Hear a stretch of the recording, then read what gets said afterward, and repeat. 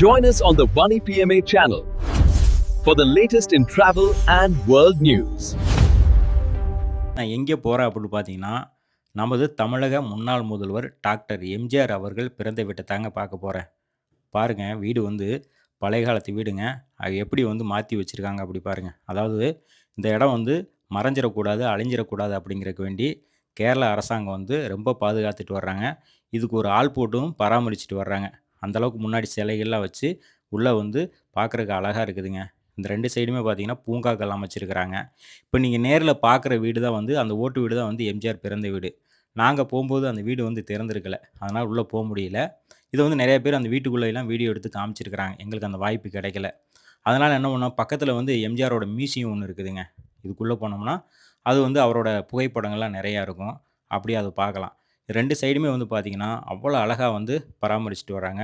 உள்ள போன உடனே நம்ம வந்து ஒரு கையெழுத்து போடணுங்க. இப்போ வந்து நான் எங்கே இருக்கேன்னு தெரியுங்களா? பாலக்காடு மாவட்டத்திலங்க. பாலக்காடு மாவட்டத்தில எந்த இடத்துல இருக்கேன் அப்படின்னு பார்த்தீங்கன்னா, கீழச்சிறா அப்படிங்கிற இடத்துல தான் இருக்கேன். ஏன் இந்த இடத்துக்கு வந்தேன் அப்படின்னு பார்த்தீங்கன்னா, நமது தமிழக முன்னாள் முதல்வர் டாக்டர் எம்ஜிஆர் அவர்கள் பிறந்த ஊர் இதாங்க. பிறந்த வீடு இதாங்க. அந்த இடத்துல இப்போ நான் நிற்கிறேன். இங்கே வந்து பார்த்தீங்கன்னா, அவர் வாழ்ந்ததுக்கு உண்டான புகைப்படங்கள் வந்து அருங்காட்சியகமா வச்சுருக்கிறாங்க. அதனால் அதை பார்க்க வந்திருக்கிறேன்.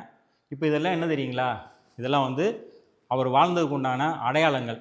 டாக்டர் எம்ஜிஆர் அவர்களோட அப்பா, அம்மாங்க இவங்க.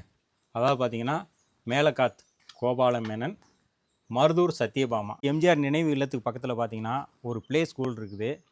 அவரோட நினைவா வந்து இந்த இடத்துல இந்த ஸ்கூல் அமைச்சு வச்சுருக்கிறாங்க.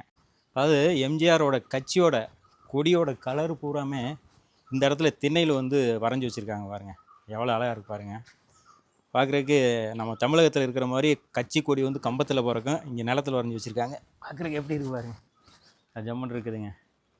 அதாவது பார்த்தீங்கன்னா, எம்ஜிஆரோட நினைவாக வந்து இந்த இடத்துல உட்காந்து அந்த கொடி ஞாபகம் தாங்க நமக்கு வரும். பாலக்காடு மாவட்டத்துக்கு பக்கத்தில் கொளங்கூடு பகுதிக்கு வந்தீங்கன்னா, இந்த மாதிரி எம்ஜிஆரோட நினைவில்லத்தில் வந்து பாருங்கள்.